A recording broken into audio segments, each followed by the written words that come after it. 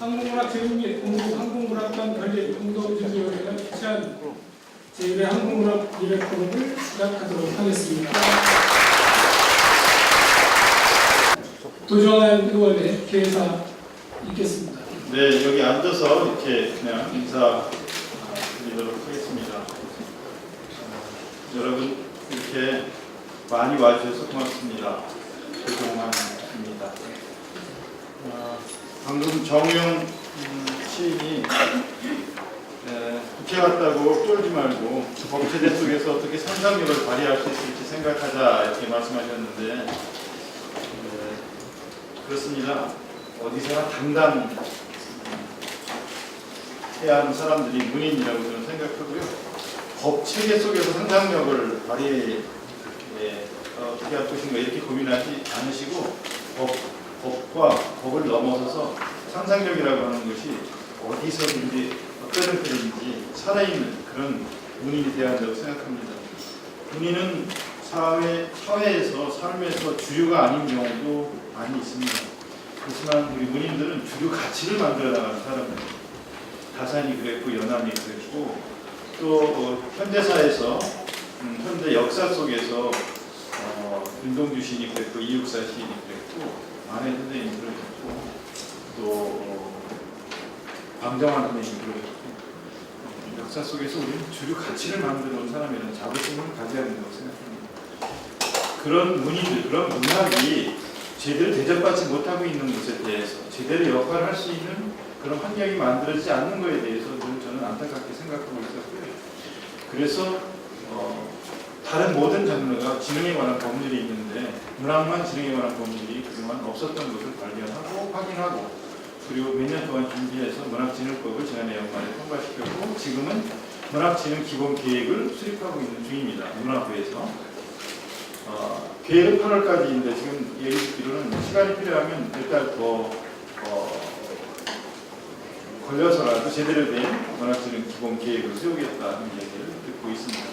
제가 주기적으로 보고받고 있습니다. 지금 어느 단계까지 와 있는지 어디까지 진행되고 있는지.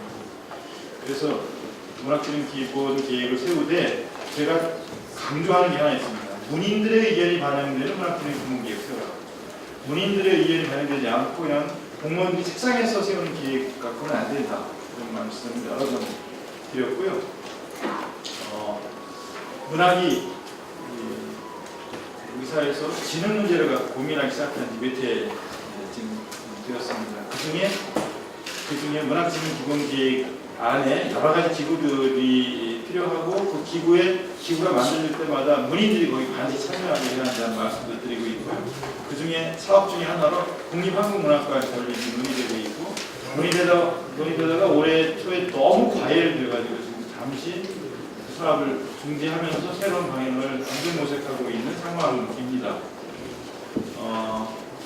전국의 24개 지자체가 우리야말로 문학도시라고 신청을 하면서 너무 경쟁이 치열해지고 치열이 과열로 올라가면서 우리는 문학진흥을 위한 상징적인 사업으로 다른 나라에 다 있는 국립한국문학관 조성을 늦게나마 시작하는 것인데 지자체에서는 이걸 유치하면 우리 지역에 굉장히 큰 도움이 되고 전시장 치적에 굉장히 큰 업적이 되겠다는 생각을 했는지 너무 과열적이고 사실입니다.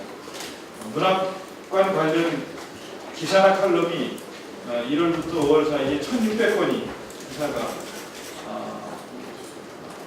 쓰여질 정도였다는 보고를 받았습니다. 이런 문제를 조금 진지하게 우리 문인의 관점에서, 문학인의 관점에서 이런 데를 어떻게 풀어갈까를 오늘 논의한다는 이야기를 들었습니다. 문학의 여러 개 단체들이 나서서 문인들이 중심이 돼서 이 국립한국문학관을 어떻게 조성하고 건립해 나갈 것이냐 2019년까지 조성하는 걸 되어 있는데 제대로 문인들의 의견이 반영되는 그런 사업이 되도록 하자 하는 이야기를 문인들이 5개 단체가 지난번에 기자회견을 했다는 말씀도 들었습니다. 오늘 좀 더 깊고 진지한 논의가 이루어져야 된다고 생각을 하고요. 마침 소설가 한강이 채식주의자라는 작품으로 대한북화상 인터내셔널 상을 수상하면서 우리가 많은 가능성을 발견한 바 있습니다.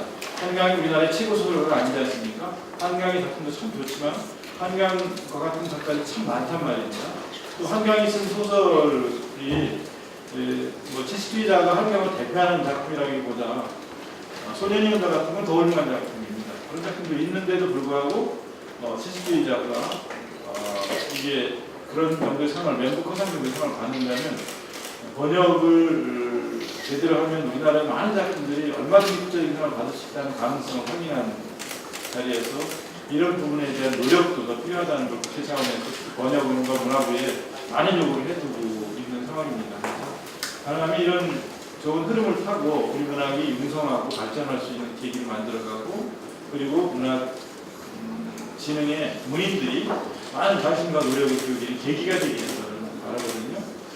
여기 계신 분들이 우리 문학을 이끌어가시는 분들이 우리 문학의 중심이고 또 주인이신 분들이십니다. 그래서 이런 논의가 오늘 한 번으로 그치는 게 아니라 계속 지속적으로 있어야 된다고 생각하고 그런 논의를 계속 끌고 가는 그런 조직이나 기구도 필요하다는 생각을 합니다. 그리고 여러분들이 지속적으로 문제제기도 해주시고 또 책임도 져주시고 중심이 되어주시고 주체가 되어주시기 바라면서 제 인사 가름하겠습니다. 고맙습니다. 혹시 아실지 모르지만 우상호 후보님께서는 문학도이시잖아요. 문학 향유자, 시인. 데뷔한 시인이신가요? 네. 우상호 시인 겸 원내대표님의 축사 말씀 듣도록 하겠습니다. 네, 분단시는 아니고요. 대학 다닐 때 제가 이제 시 쓰려고 연대 국문학과를 갔는데 연세문학회 활동을 하면서 이제 전국 단위의 대학 문학상을 한 2회 정도 수상을 해서 그리고 이제 당시에는 대학문학상 전국 단위 대학문학상 한 2번 타면 자칭 뭐 시인 척했는데 사실은 그 다음에 학생운동을 하면서 이제 드디어 문학과 멀어져서 지금은 제가 뭐 특별히 내놓을 만한 그런 입장을 못해요. 우리 도종환 의원님께서 저를 계속 시인이라고 주장을 해서 뭔가 정책적인 도움을 받으려고 저를 자꾸 시인이라고 호칭을 불러주십니다. 참고로 말씀드리면 한강이 제 과 후배고요. 제 친구가 그게 자기 걸 못 내오는데 인간관계를 설명하게 되는 생각이 있습니다. 제가 직접 시를 배운 거는 계엄도 시인한테 이제 2년 선배인데 제가 집계로 스스로 자처하고 있습니다.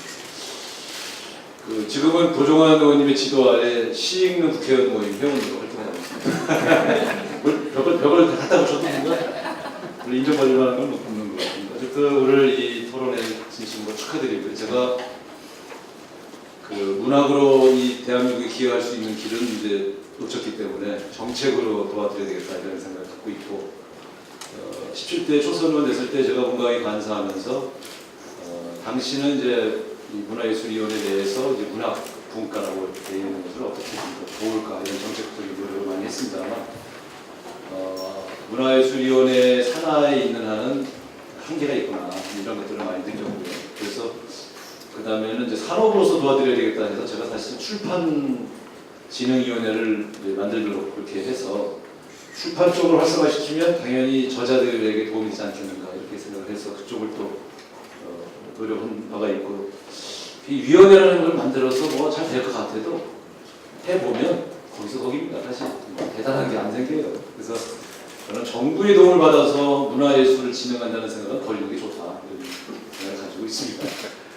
그럼에도 불구하고 정부는 마땅히 이런 창작자들을 보호하고 창작의 기반을 조성해주고 그것이 일정한 산업 기반을 조성해서 최소한의 생활을 영위하면서 창작에 매진할 수 있는 환경을 만들어줄 의무가 있다고 생각합니다. 그런 정책들을 다듬는 별도의 정책적 대안들이 계속 준비될 필요가 있다고 생각하고요. 다만 저는 아쉬운 건 제가 계속 주장하는 것이 프랑스의 이 문화예술 정책이라는 것이 지원은 하되 간섭을 하지 않는다 라고 하는 대명제를 가지고 18년간 자크랑이 9년, 앙드레 르로가 9년, 18년을 일관되게 그 문화정책을 펴면서 전쟁 국가의 이미지였던 프랑스가 문화국가로 변모한 18년이라는 기간이 있었습니다. 반면에 우리나라의 관은 예산을 지원하면 반드시 간섭한다. 이게 기본 원칙이 돼가지고 그것이 문화예술 정책이나 과학 진흥 정책에서 오히려 진흥을 억압하고 가로막는 그리고 오히려 그런 창작자 단체들이 예산을 갖고 다투게 하고 주도권 다툼을 하도록 만드는 그런 요인이 됐던 것들을 제가 잘 기억하고 있습니다. 그런 점에서 이 문제를 접근할 때 창작가 집단이라고 불려지는 각 기구는 정말로 단합해야 됩니다. 이것을 우리 단체가 주도해야지, 우리 장르가 주도해야지 이렇게 접근할 수 있는 순간 정부의 간섭으로부터 자유로울 수 없을 뿐더러 그것을 빌미로 예산이 줄어들고 간섭이 더 심해지는 이런 악순환이 있다는 점을 제가 좀 충고를 드리면서 분위기 좀 좋아지려고 할 때는 절대 싸우시면 안 됩니다. 서로 힘을 모아서 공동의 화해를 키우고 공동의 노력을 만들어내겠다고 하는 이 노력이 꼭 필요하다. 참고로 말씀드리면 제가 문광에 간사할 때 전통예술 분야를 돕기 위해서 예산도 확보하고 그걸 나눠드리려고 모았더니 전통예술 분야의 각 대파별, 종파별, 뭐 스승님별로 다 나타나셔가지고 우리가 정통인이 우리한테 달라고 싸워서 결국 그 예산을 못 썼습니다. 제가 그래서 이런 일이 예술 파트에서는 굉장히 많이 이루어지는 일이구나 하는 걸 느끼면서 되게 안타까움을 느꼈던 적이 있어서 한국국립문화진흥 문학관 이걸 가지고 전국의 지방자치단체가 싸우는 걸 보면서 야, 저 사업은 글렀다, 못하겠구나 이런 생각이 들었던 도의원님하고도 걱정을 나눴던 적이 있습니다만 다투면 안 합니다. 예산 지원도 안 되고 정책 진행도 안 된다는 점을 다시 한번 강조하면서 좋은 지혜를 모아서 좋은 방안을 만들면 적어도 문인이라고 불려지는 분들은 무조건 하나가 돼서 같이 공동의 비전을 만들 수 있는 해줬으면 좋겠다. 그러면 그런 경우에는 저희 더불어민주당이 전폭적으로 같이 지원하고 함께 하겠다는 약속을 드리겠습니다. 네, 고맙습니다.